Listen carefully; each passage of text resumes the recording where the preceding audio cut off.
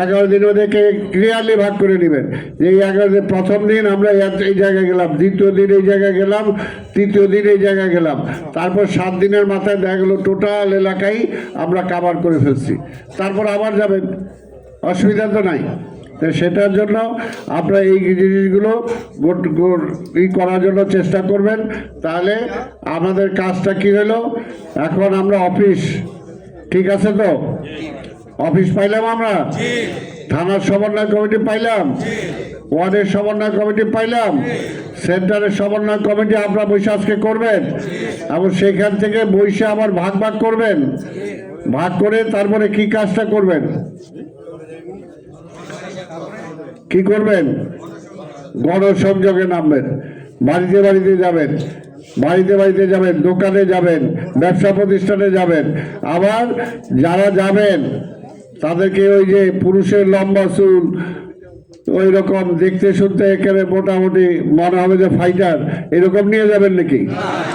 এইরকম নেওয়া যাবে না, ভালো লোকজন নিয়ে যেতে হবে এবং সেগুলোতে বেশি প্রাধান্য দেবেন মেয়েদেরকে, তাই না? এলাকায় যাদের গ্রহণযোগ্যতা আছে এবং প্রত্যেকটা বাড়িতে যায় বাড়ির যে প্রধান আছে তার সাথে কথা বলার চেষ্টা করবেন, তারে কনভিন্স করার চেষ্টা করবেন এবং উল্টা পাল্টা অনেক সময় অনেক জায়গায় প্রশ্ন করবে, কিন্তু মাথা গরম করবেন না, মাথা গরম করবেন না, কিন্তু প্রশ্ন করতে পারে, কারণ জামাতের তো কিছু লোকজন আছেই, বলতেই পারে হ্যাঁ আপনারা এই করছেন ওই করছেন, ভাই কি করছেন সেটা দেখা যাবে, আর আপনি কি করতে চান সেটা বলেন, তার উত্তর আমরা দেই এবং উত্তরটা পোলাইটলি দিবেন যে তারেক রহমান আজকে বিএনপি আজকে কি করতে পারে, অতীতে কি করছে, বর্তমানে কি করতে পারবে, দেশের ভবিষ্যৎ যদি বাঁচাইতে হয় তারেক রহমান ছাড়া কোনো বিকল্প নাই, বিএনপি ছাড়া বিকল্প নাই। কি কথা ঠিক না ঠিক?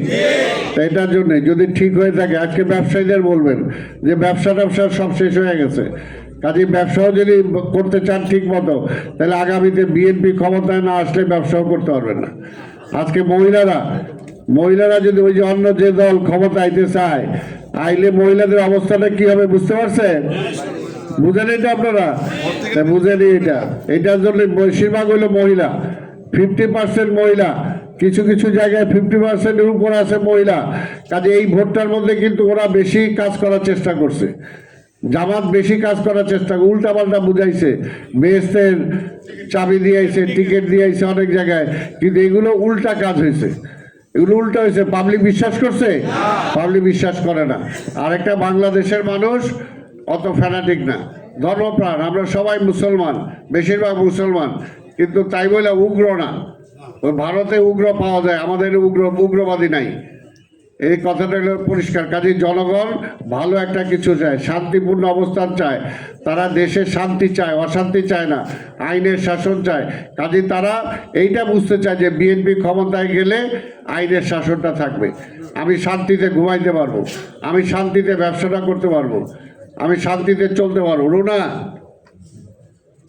আমরা চলতে পারবো। কাজেই সেইভাবে যাতে আমরা যখন ক্যাম্পেইনে যাব সেই বিষয়গুলো যাতে আমরা খেয়াল রাখি। আর একটা বিষয়, এখানে আপনারা ভোটার তালিকা পাইছেন? এখনো কিছু কিছু পান নাই, বোঝা গেল। সবাই দিচ্ছেন? তাই সবাই দিলে সেটাকে কালকের মধ্যে সেন্টার ওয়ারি ভাগ করে ফেলবেন। আবার সেন্টারে যারা আছেন ওরা বৈশা সাব সেন্টার ওই বাড়ি বাড়ি ভাগ করে ফেলবেন, প্রত্যেকটা টিম অনুযায়ী। পারবেন না ভাগ করতে?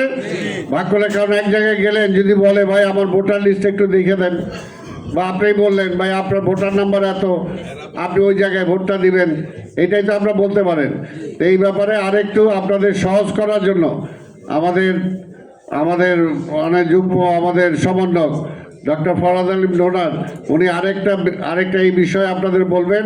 প্লাস আমাদের আরেকটা গ্রুপ কাজে নামবে, আরেকটা গ্রুপ কারা সেই ব্যাপারেও উনি আপনাদের সামনে বলবেন। এই কথাগুলো শুনবেন, তারপরে আমি অঙ্গ সংগঠনে যারা সিটির আছে তাদের দুই এক কথা আমরা শুনবো। এখন ফরহাদ আলী ডোনার আপনাদের সামনে কথা বলবেন। বিসমিল্লাহ।